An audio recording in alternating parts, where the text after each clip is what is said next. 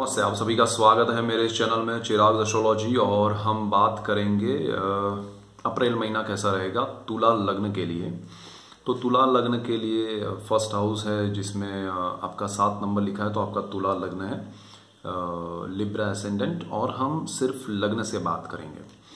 चंद्र की बात जो है वो हम इस तरह से देखना है हमें कि गोचर में हम जो भी अभी प्रेडिक्शंस कर रहे हैं वो गोचर के प्लैनेट्स के हिसाब से कर रहे हैं। और आपको ये देखना है कि आपके पर्सनल चार्ट के प्लैनेट्स और गोचर के प्लैनेट्स वो कॉम्बिनेशंस क्या इफेक्ट दे रहे हैं। और चंद्र की अगर हम बात करें तो चंद्र भी गोचर का देखना है आपके तुला लग्न के हिसाब से। अभी जो चल रहा है चंद्र वो क्या इफेक्ट दे रहा है उसमें समझना ऐसे है कि सपोज अभी राहु जो है वो 2 नंबर जहाँ लिखा है वृषभ में चल रहा है आपकी कुंडली में गोचर में। तो चंद्र जब उसके साथ आता है तो क्या इफेक्ट देता है। और आपके बर्थ चार्ट में आपके पर्सनल चार्ट में वही राहु जो है वो सपोज मिथुन में बैठा है, 3 नंबर लिखा है वहां पर है, और जब चंद्र वहां जाता है गोचर का ही तब क्या इफेक्ट देता है।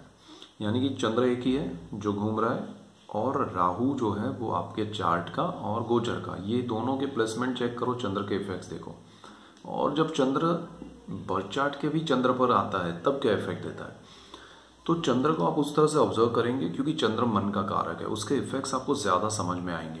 चंद्र कुंडली से ज्यादा बर्थ चार्ट पे जो इफेक्ट्स हैं उसको समझ के चलिए तो आपको मेजर रिजल्ट्स मिलना संभव है और उसमें मजा भी आएगा।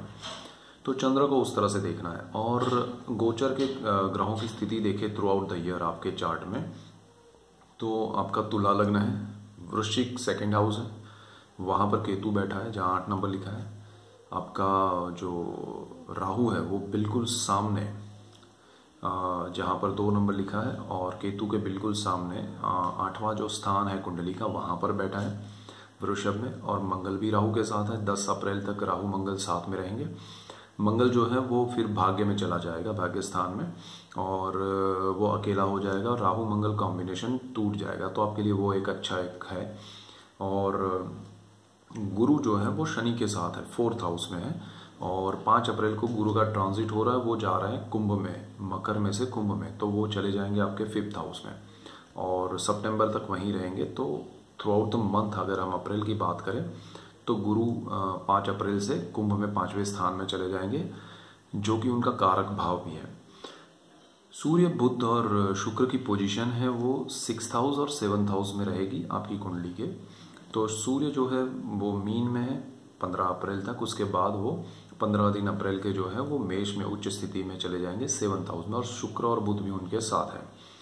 तो ओवरऑल और शनि जो है वो 4th हाउस में रहेंगे थ्रू आउट द ईयर है, तो वो अप्रैल में भी वहीं पर है 4th हाउस में जहाँ 10 नंबर लिखा है, मकर लग्न मकर राशि है वो, और कुंडली का 4था स्थान है।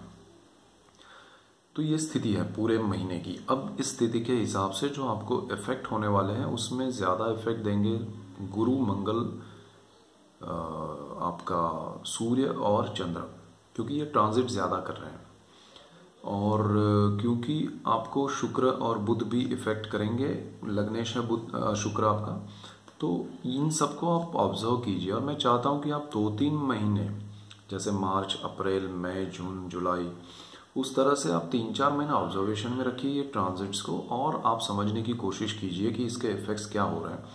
तो एवरी टाइम मैं ये चीज़ समझाऊंगा नहीं, अभी मैंने शुरुआत की है आपके लिए मंथली वीडियोस की, इसलिए ज़्यादा मैं आपको डिटेल में बताने की कोशिश कर रहा हूँ ताकि फिर आपका रूटीन हो जाएगा, फिर आपको भी मेरी बात समझ में आ जाएगी, ये कह रहे हैं वो कह रहे हैं, तो हम उस हिसाब से चलेंगे।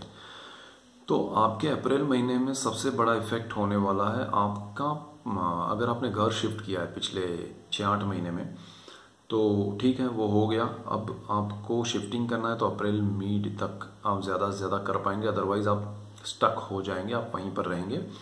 और वो चीज़ फिर आपको हो सकता है कि नवंबर दिसंबर में आप कर पाएँ, तो वैसा एक चीज़ हो सकता है। दूसरा यहाँ पर एक चीज़ ये है कि 5th हाउस में गुरु आ रहा है और ये अप्रैल में ही आ रहा है, उसके इफेक्ट आपको अप्रैल बिगनिंग में ही शुरू हो जाएंगे। तो आपको ध्यान रखना पड़ेगा बिकॉज गुरु जो है वो कारक भाव में आ रहा है आपकी कुंडली में।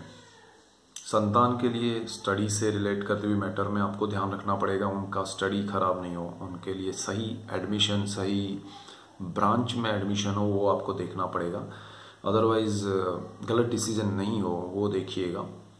जिन्होंने अपने बच्चों को स्टडीज़ के लिए, हायर स्टडीज़ के लिए बाहर भेजा है, तो वो थोड़ा ध्यान रखें उनके लिए हेल्थ वाइज, मतलब खाने पीने में उनका ध्यान रखना है, उनके लिए जो जगह है वो सही है नहीं है, हाइजीनिक फूड है या नहीं है, एवरीथिंग।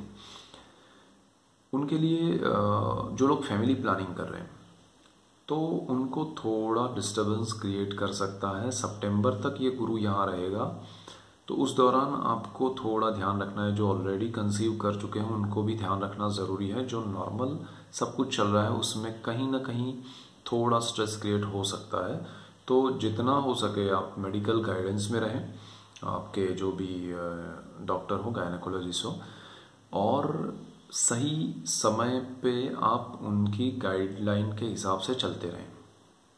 और जुपिटर का ये इफेक्ट नेगेटिव नहीं मिले उसका ध्यान रखिएगा। हालांकि गुरु शुभ ग्रह है, लेकिन कारक भाव में होने की वजह से पंचम स्थान में थोड़ा आपको असर ज़रूर देंगे, तो थोड़ा हमें ध्यान रखना है, और कुछ नहीं है, डरना नहीं है। जिनका अफेयर चल रहा है, प्रेम विवाह करना चाहते हैं, उनके लिए थोड़ा टफ टाइम होगा बिकॉज ऑफ जुपिटर, और वो ब्रेक भी हो सकता है, रिलेशनशिप ब्रेक हो सकता है, तो थोड़ा उसमें ध्यान रखिएगा। जो स्टूडेंट्स हैं जिनको हायर स्टडीज़ में जाना है उनको थोड़ा ध्यान देना पड़ेगा आफ्टर ट्रांजिट अप्रैल में, कि कहीं आपको कोई प्रॉब्लम क्रिएट ना हो, जो इजी लग रहा है वो थोड़ा अनईजी हो जाए। तो बिफोर अप्रैल 5 या ज़्यादा से ज़्यादा मैं कहूँगा 10 अप्रैल तक आप अपना वो सारा काम निपटा लें, और जहाँ पर आपको एडमिशन चाहिए, जिस ब्रांच में चाहिए, जिस कॉलेज में चाहिए, जिस एरिया में चाहिए, वो प्रोसेस जल्दी कर दीजिएगा तो बेटर रहेगा। दूसरा ये है, गुरु की अगर हम दृष्टियों की बात करें तो वो बहुत अच्छी है आपके लिए।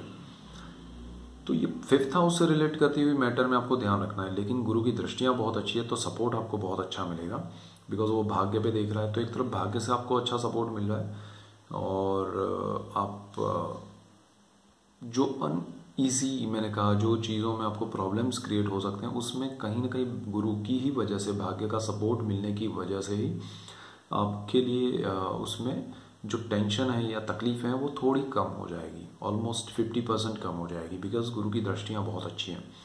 तो उस तरह से भी सोचिए, और आपके पर्सनल चार्ट में क्या पोजीशन है गुरु की या दूसरे ग्रहों की वो देखिए। तो अप्रैल में ट्रांजिट हो रहा है, थोड़ा खास केयरफुल रहिएगा कि जो भी हो रहा है उसको ऑब्जर्वेशन में रखिए, बिकॉज उसी टाइम में मंगल भी ट्रांजिट कर रहा है, गुरु भी ट्रांजिट कर रहा है, सूर्य के भी ट्रांजिट हो रहा है, तो वो आपको ध्यान रखना ज़रूरी है। जो लोग जॉब में हैं उनके लिए समय अच्छा है, बच्चों से दूर जाना पड़ सकता है, परिवार से दूर जाना पड़ सकता है, ऐसा हो सकता है, या बच्चों को दूर भेजना पड़ सकता है पढ़ाई के लिए, ऐसा कुछ हो सकता है। जॉब में आपके लिए बहुत अच्छा समय है, आपको प्रोग्रेस कराएगा।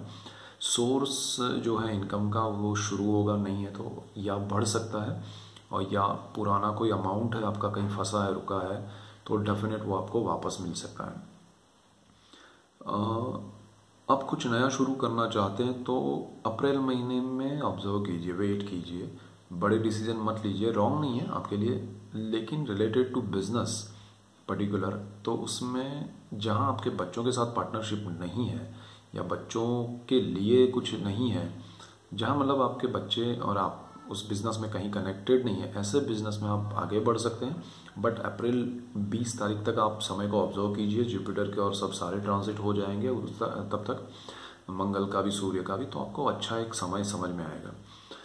उसके बाद गुरु की दृष्टि पहले स्थान पे भी पड़ रही है, वो बहुत अच्छा, आपका मोरल हाई रहेगा, लेकिन हाई मोरल में रिलेटेड टू 5th हाउस, जो मैंने कहा गुरु जहाँ आ रहा है उस स्थान से रिलेट करते हुए मैटर में आपको ध्यान दे के चलना है, ओवर कॉन्फिडेंस में नहीं चलना है, ये एक है।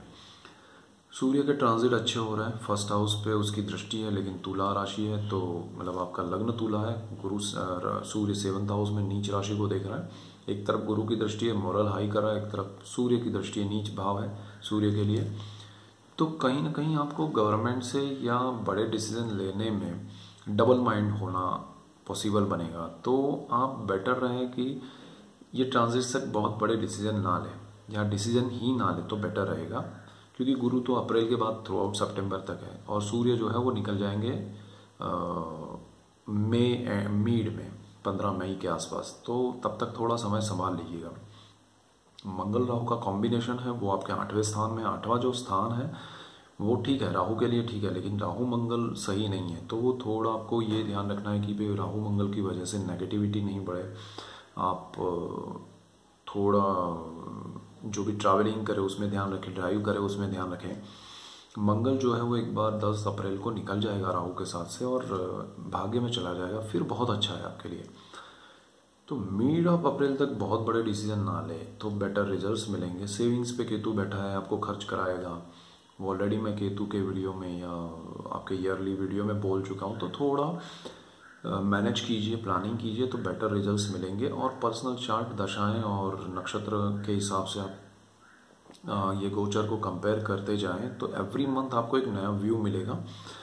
जन्म के ग्रहों के साथ और गोचर के ये सारे ग्रहों के साथ चंद्र के कॉम्बिनेशन देखिएगा कि चंद्र जब राहु के साथ आता है, चंद्र जब मंगल के साथ आता है, गुरु के साथ आता है, तो क्या कॉम्बिनेशन क्या इफेक्ट दे रहा है। तो आपको मंथली एक रिजल्ट्स मिलेंगे और बहुत अच्छे रिजल्ट्स समझ में आएंगे। तो उसको ऑब्जर्व करते जाइए। तो ओवरऑल ये मेन पॉइंट्स है जो मैंने बताया। हम नेक्स्ट मंथ का भी वीडियो देखेंगे थोड़े समय के बाद। सो उसको प्लान कीजिए। और मैं गुरु पे भी वीडियो बना रहा हूँ, गुरु के ट्रांजिट पे भी, ये सीरीज खत्म करके अप्रैल की। So that's it for today. Keep watching Chirag astrology. Thank you for watching. God bless you and goodbye. Thank you.